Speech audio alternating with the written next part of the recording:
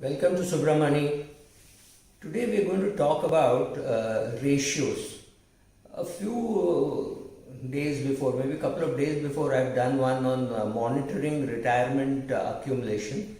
If you look at that, that was about monitoring your retirement accumulation that you are doing over the years. So, assuming you're 30 years of age or 32 years of age, and you have accumulated 10 lakhs for your retirement, and your total requirement for retirement is about 10 crores. So how much you have accumulated is 10 lakhs divided by 10 crores, that is 1%. 1% can look very good if you are only 32 years of age. It can look very bad if you are 55 years of age. So please understand the context of the ratios that we are talking about. And remember, like if you have done financial ratios for companies, etc., you will know that these ratios won't work for outliers. For example, your PE ratio in the year 2020-21 is going to look ridiculous because every company is going to announce very poor results thanks to this COVID crisis. So looking at PE for the past 5-6 months and the next 5-6 months makes absolutely no sense. So you go to other ratios like PB ratio, etc. So you should know when to use the ratios and when not to use these ratios. So this will work for somebody who is earning 50,000 a month, but it will not work for somebody earning 50,000 a year. It will work for somebody who is earning 50 lakhs a year. It will not work for somebody who is earning 50 crores a year. Correct? They are completely out of these ratios. So will it work for a Virat Kohli or a Sachin Tendulkar? No, this is not meant for them. This is meant for lesser mortals, right? So let us look at these ratios. The first ratio that we talk about is the budgeting ratio. So don't worry about taking notes. I'm giving you a link of this article which I had done a few years ago. So budgeting ratio says 20% of your take home you should save. Now this 20% looks good in an American context. In an Indian context, you have to up it a little, especially as you get older. Remember, we don't have social security, so maybe we should be upping it to 25%, but that's your individual call. But broadly, 20% is what you should be saving. 30% is what you should be spending on all your mortgages, which includes your house, your car, everything. So if 1 lakh rupees is your take home salary on a monthly basis, 30,000 should be the cap on your housing and car EMI. Please remember, it includes a little bit of principal also. So maybe you could make it 35,000, but that's about it. And the balance you should be using for your household expenses other than housing and car. I mean, your petrol expenses and all will be in that 50%. That is your day-to-day eating, living, and those kind of expenses. I'm not talking of investing. All that should happen out of your 20%. If you can invest more out of this 50%, that is great. So your PF, which your company cuts from your salary, that all could be part of the 20%. And if that is separate, then that is even better, right? So that is the first ratio, which we call the budgeting ratio. This is the amount of money that you should be investing. Remember, in India, you don't have any senior citizen advantage.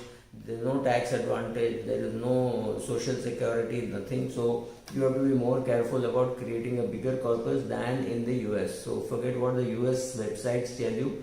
They assume that there will be social security. We have to assume that there is no social security, right? And in US it is about 1,500 per person as a social security, which is not bad at all, because 1,500, even if you multiply by 30 for your purchasing power parity, it means about 45,000 rupees. 45,000 rupees is a fantastic social security amount. If you receive it in India, you honestly need no investments of your own. We don't have it, so you need to invest more than what the American websites tell you. How much should you have money in an emergency fund? What is an emergency fund and how it is caused? We'll do a separate post. But largely, emergency fund means all your expenses and all your EMIs. Now, suppose you are supporting your parents and you're sending them 15,000 rupees per month. Then that also has to be included as part of your emergency fund calculation. How much should you have? Before the COVID, everybody used to say you should have 3 months expenses. Now after COVID, everybody is saying you should have 2 years expenses. The jury is still out. The number should be such that you are comfortable with it. Like for example, If your father is a very rich man and you know he always keeps a lot of money in savings bank account, you know in the worst case scenario you can turn to him. Not that you should, but you can turn to him. So remember some of those facilities which are available to you. That is not available to everybody. So everybody cannot say, oh, I can dip into my father's account.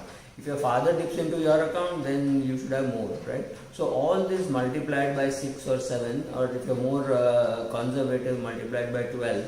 So if you have household expenses of 30,000 rupees, you have an EMI of 7,500 for the car, you have an EMI of 30,000 for the house, then you add up all of this and you multiply it by 12. Plus if you're spending 15,000 per month for your parents, add all that, multiplied by 6 or 12 or 9, whatever number suits you. That is your emergency fund ratio. That is the kind of amount you should have in a liquid fund or an ultra short bond fund, wherever you want, but that is the number you have to arrive at. How much of term insurance you require? Now this is again a number which I don't like. I believe that the term insurance number should be a function of your expenses, not of your income. But the general rule which you will hear from everybody, including insurance salesman, is you should have 10x of your annual income. But that is applicable only when you are under 40, because by the time you are 50, your requirement for term insurance falls dramatically. You may have repaid your loans, your children may be very close to earning money, so the term requirement will go down. So remember that when you are looking at these numbers, your age is also important. So you're 23 years of age, you're earning 5 lakhs a year, and you take a 50 lakh insurance, that's fine. But you're 55 years of age or you're 52 years of age and you are earning about 80 lakhs a year, you don't need 8 crores of insurance. So please understand that these ratios have their limitations. So work accordingly, but still these are good indicators as to if you want to tell your children what kind of numbers they should aim at, this is good. For yourself, if you're going to apply your mind better, these ratios are indicative, but you can definitely improve on them. How much should your mortgage ratio be? Now this is very funny, but this is in the American context. It says your mortgage should be limited to 2.5x your annual income. Which means if your annual income is say 20 lakhs, your loan amount should only be 2.5 times that. That is about 50 lakhs. I am not sure whether that works in India, especially at lower levels of income. If your annual income is 5 lakhs, this will say you should take only a loan of 12.5 lakhs. That is tough because servicing a loan bigger than this also becomes tough. But buying a house for about 15-20 lakhs today is a pipe dream, doesn't happen in any part of India, forget the metros, right? So, but this is again an American ratio, so you can find out, but you can't be very far away from this ratio, because how many years loan do you want to take? 2.5 may be too low, but anything more than 4 may be too high, because in case you lose your job, or something like that happens, what are you going to do, where are you going to live, you have to think about all those things, right? So then there is something called the investment ratio, which is 100 minus your age should be the amount of money that you should have in equities. For the more aggressive people, it can be 110 minus age to be having in equities. This again is a thumb rule, may not work for everybody. Again, may not work for the very rich, may not work for the Azim Premjis and the Ratan Tatas, but this works for the normal human being, saying at 70 I have about 30% in equity, and year on year I will say sell 1% and reallocate, so that at the age of 80 I will have only 20% in equity. Maybe it will work, right? For some people it will work. So make sure that you are somewhere near these numbers. You don't exactly have to stick to these numbers. How does this ratio work? How much money you require for retirement? The jury is still out, but any number between 30 to 40 times your annual expenses at the age of 60. So if your annual expenses at the age of 60 is 10 lakhs, then 40 times that is 4 crores. You require 4 crores plus a house, and there should be no loans outstanding on the house. These two conditions are a prerequisite.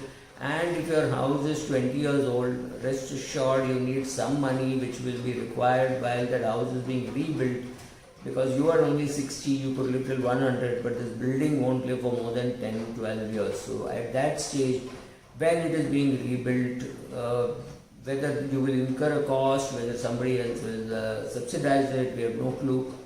So to that extent, you need money other than this 4 crores that we are talking about. This 4 crores does not include any major purchases, right? It is just your day-to-day expenses because it is 10 lakhs. 40 times that is 4 crores. That's how it is arrived at.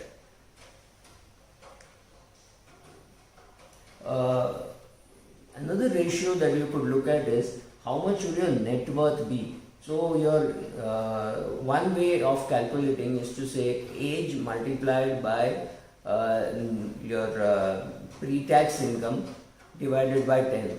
So suppose you are 30 years of age and your annual income is about 20 lakhs. So you're talking of having a net worth of about 60 lakhs because 30 into 20 is 6 crores divided by 10, that is 60 lakhs. You should have a net worth of at least 60 lakhs at the age of 30 if you are earning 20 lakhs. That is other way to look at it is 3 times your CTC, and you should keep increasing. So the way the ratio is calculated is age into pre-tax income divided by 10. That should be your net worth ratio. Again, not very difficult thing to manage, but as time goes by and as your age increases, make sure that you keep improving on this ratio. This ratio is a very important metric because most people don't monitor their net worth. People monitor their assets, people monitor their loans, but they don't monitor their net worth. And if you can just make sure that you have an Excel sheet which calculates the net worth automatically, the minute your mutual funds and insurance policies, everything is updated, that is the best way to monitor your net worth, because you're not going to calculate it every day, but if it's available to you as a formula, that could be very useful. Thank you.